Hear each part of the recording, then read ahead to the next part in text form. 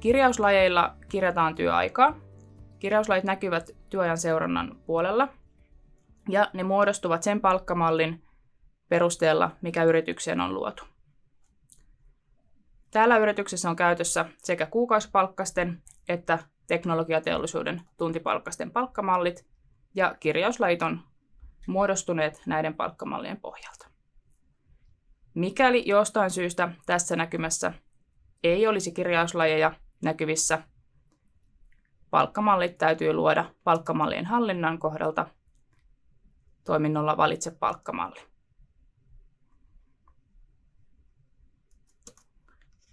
Tässä tapauksessa ne kuitenkin löytyvät, joten lähdetään niitä tarkastelemaan. Aloitetaan normaalilla tuntityöllä. Käydään muutamia ominaisuuksia läpi, mitä kirjauslajien takaa löytyy. Kirjauslajin nimi, normaali tuntityö, ja luonteena on tuntikirjaus. Yksikkönä tunti, eli näitä kirjataan tuntien perusteella.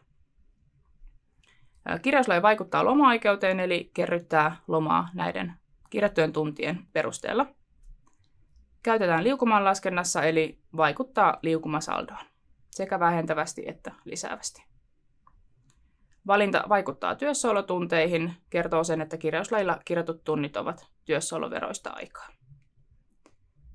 Näytä kirjauslajin tiedot palkkalaskelmalla, luo seliterivin maksavan palkkalajin alle palkkalaskelmalle, eli sen voi halutessaan valita käyttöön.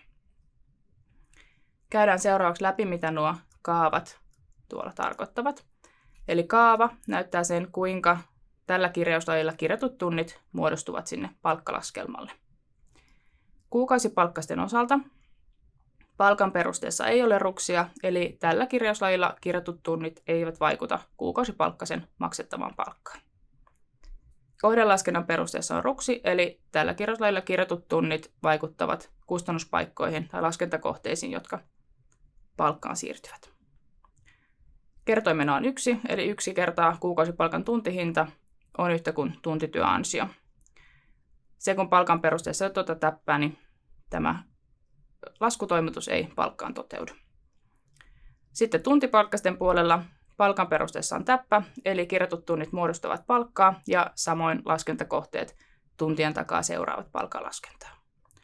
1 kertaa tuntipalkka on yhtä kuin tuntityöansio, eli palkkalaskelmalle tulee maksuun kohdepalkkalaji tuntityöansio, joka muodostuu tuntipalkan perusteella.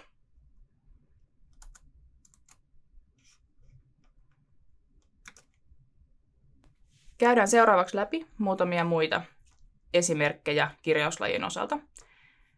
Koska kirjauslajit muodostuu niiden palkkamallien takalta, ne voi räätälöidä sen mukaiseksi, mitä siellä on tarkoitus käyttää. Eli kirjauslajeja voi poistaa käytöstä täältä ruksista, mikäli niitä ei halua siellä listauksessa näkyvän.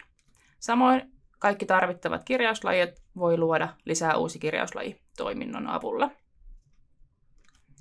Otetaan seuraavaksi esimerkkiin sairausajan palkka. Eli sairauspoissaolo palkallinen, jolla kirjataan sairauspoissaolot. Luonteena on muu poissaolo ja yksikkönä tässä tapauksessa päivä. Kirjatut sairauslomapäivät vaikuttaa lomaoikeuteen, niitä käytetään liukumanlaskennassa ja ne ovat työssäolon veroista aikaa. Kun luonteeksi on valittu muu poissaolo, täällä näkyy lisäksi 3 kohtaa, eli ilmoitetaan poissaolotietona tulorekisteriin. Tarkoittaa sitä, että ne tulee sinne palkkatietoilmoitukselle poissaoloilmoituksiksi.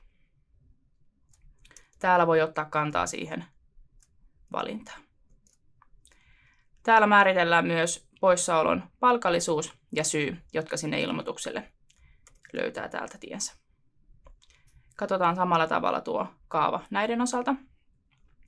Eli molempien palkkamallien osalta tämä kirjauslaji vaikuttaa sinne palkkaan ja laskentakohteet seuraavat perässä. Kertoimena kuukausipalkkaisten osalta 1 kertaa päiväpalkka muodostaa sairausajan palkan ja tuntipalkkaisten osalta 8 kertaa voimassa oleva KTA muodostaa sairausajan palkan. Mikäli näitä sairauspoissaoloa haluaisikin kirjata tuntiperusteisesti, täytyy yksikköön vaihtaa tunti. Ja tällöin tulee huomioida myös vaihtaa palkkalajikertoimet vastaamaan 1 tunnin palkkaa.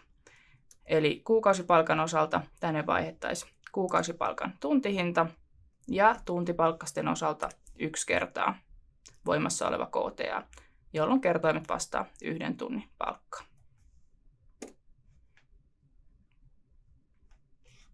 Palataan takaisin tuohon kirjauslajinäkymään ja otetaan seuraavaksi esimerkiksi vuosiloma.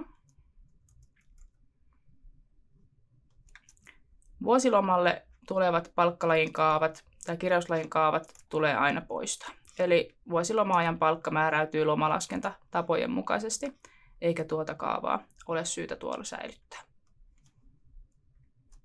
Samat asetukset löytyy myös poissaoloilmoituksen osalta täältä.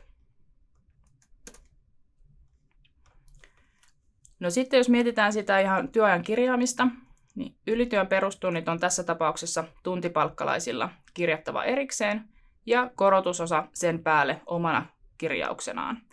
Jos haluttaisiin, että palkansaajan tarvitsee kirjata ainoastaan tällä ylityötunnit vuorokautinen 50%, me voitaisiin ketjuttaa niin, eli että täältä kirjauslailta muodostuu sekä se perusosa että tämä korotusosa.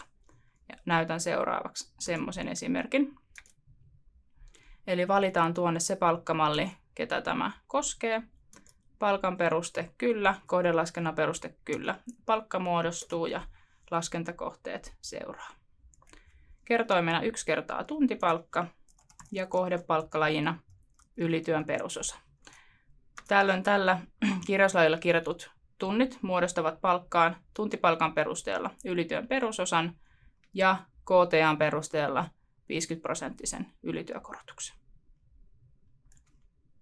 Mikäli tällainen muutos sinne työajan kirjaukseen tehdään, tämän kirjauslajin 3 ylityön perustunnit voi kokonaan poistaa, sillä tämä kaava on sidottu tänne 50 alle. Ja sama muutos tulee toki tehdä muillekin korotusosakirjauksille. Näytän lopuksi vielä palkkamallin takalta löytyvän työajan kirjausasetuksen. Eli palkkamallin taakse päästään porautumaan palkkamallin nimestä. Ja täältä löytyy välilehti työajan kirjaus. Välilehdillä voidaan määritellä tuo ryhmäkohtainen säännöllinen viikkotyöaika, jonka toki se palkansaajan taakse asetettu työaika yliajaa. Voidaan myös määritellä, kirjataanko työaikaa tunteina vai kellonajoittain.